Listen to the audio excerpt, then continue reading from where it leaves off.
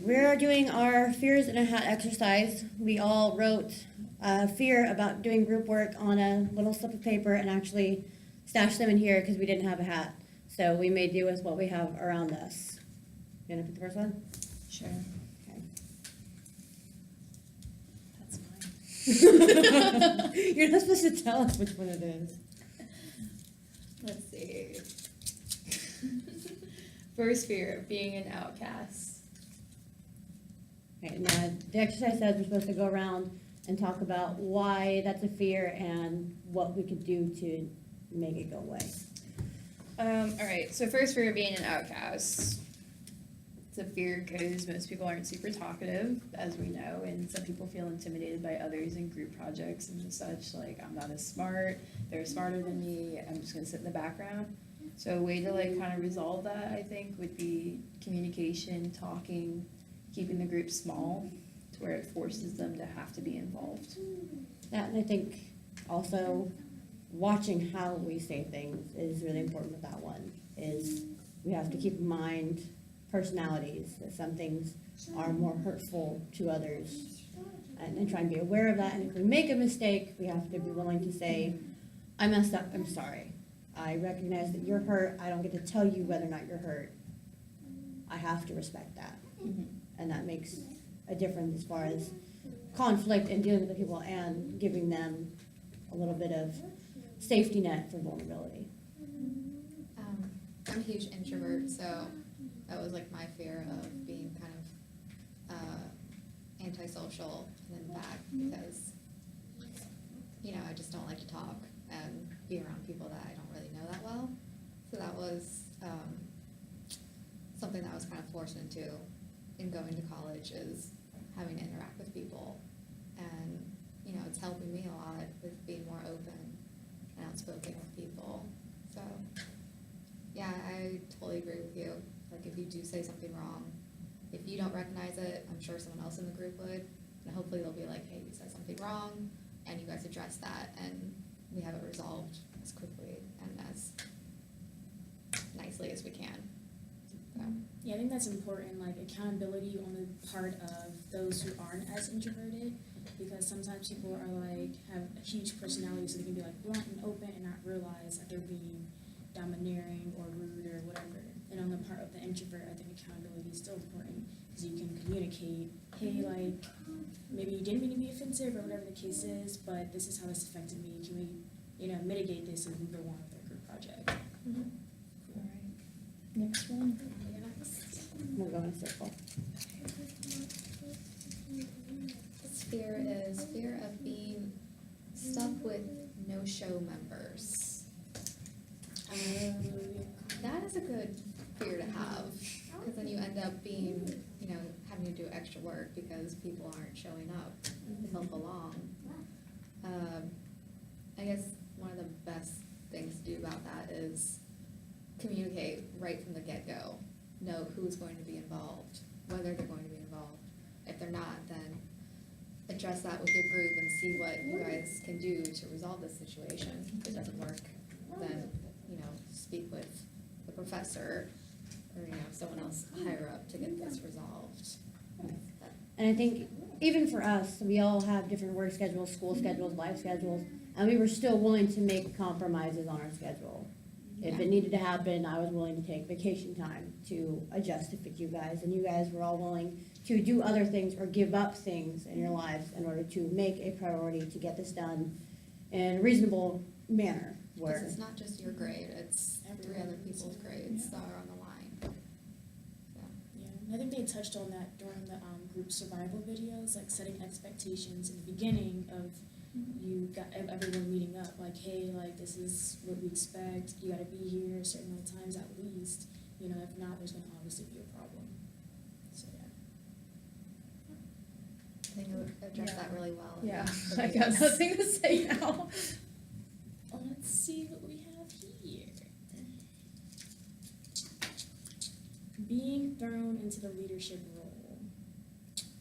I can see how that is very fearful for a lot of people. Me personally, I agree. This wasn't mine, but I agree. Because that's a lot to, like, be in charge of. And then especially if like something goes wrong, then it's like you're kind of the leader, so you kind of like directed it. So it's kind of not all of your responsibility, but like, But you think you got all the blame. yeah. My biggest fear with all that stuff is that, you know, everyone's got a lot going on, and you only take on so much that, you know, you can take on, and like, I don't necessarily like to take on the leadership role, because it's like, I got all this going on, I know I can't be a good leader, since I would only be able to commit so much to this project, not like I wouldn't want a good grade, but like, being a leader is so much more than just the project, and I hate, because sometimes it just happens, like, if you're like a natural leader or anything like that, you get thrown into that position, not on purpose, it just happens, and then you're stuck with it, and then you're chasing people down for the next week and a half trying to get stuff done.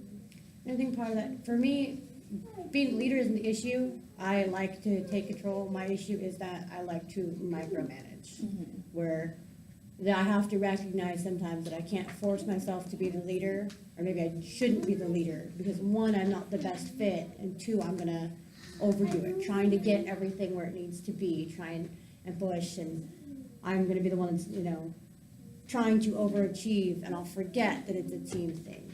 Or sometimes I have to say, yeah, I really shouldn't be the leader. I'm not gonna be successful with that, I'm not gonna be successful for everybody, and I have to recognize that side of, and that fear of being a leader. It's not necessarily the leadership itself, it's the application and the getting through it.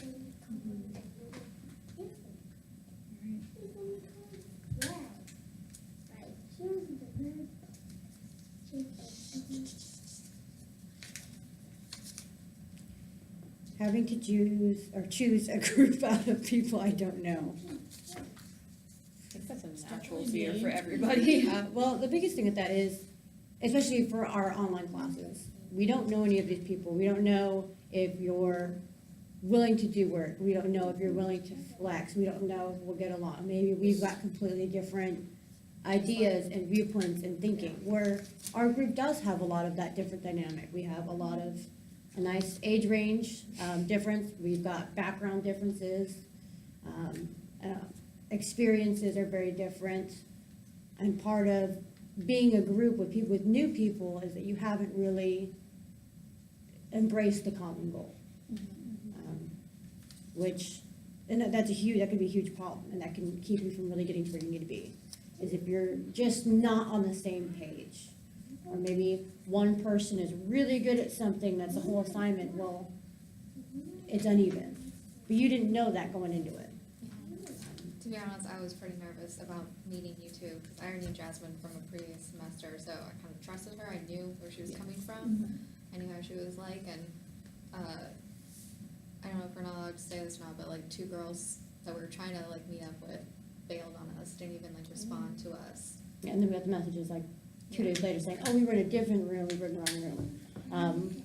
We have not had that problem. We've been really good about communicating via email, Canvas, phones, collaborative documents, that we've done it all now. even if we're not capable of meeting right then, we can kind of hash those things out. And we meet in person, and that's where a majority of everything goes. And we've got all of our collaborative docs. There's a lot of tools and resources that we have that allow us to put down things we're not sure of, and we can all kind of clarify in real time as we go through it, just like a lecture, where maybe one person has a thing, we're discussing it, but we can keep track of who's not quite getting it, who is getting it, who's got a different way of saying it, all at the same time. We've mitigated a lot of those issues with that. Yeah. Oh yeah, we've had a good group. I think this is one of my better experiences so far, because sometimes I end up with a group of people I don't know, and then like 3 of them won't talk, and then you try and make them talk, and they still won't talk. Right. And it makes it super hard, super awkward, super unbearable to sit through. And I think with this group, it's just kind of like, we all just kind of throw ourselves at it, and we're like, let's get this crap done, you know? And it's interesting, because the group survival videos, what we watched at the end, it was like the last one where they talked about all the different members that, you know, are problem behaviors, and I don't really see that in any of us. I think we've all kind of latched onto our roles, like the devil's advocate, facilitator, team leader, and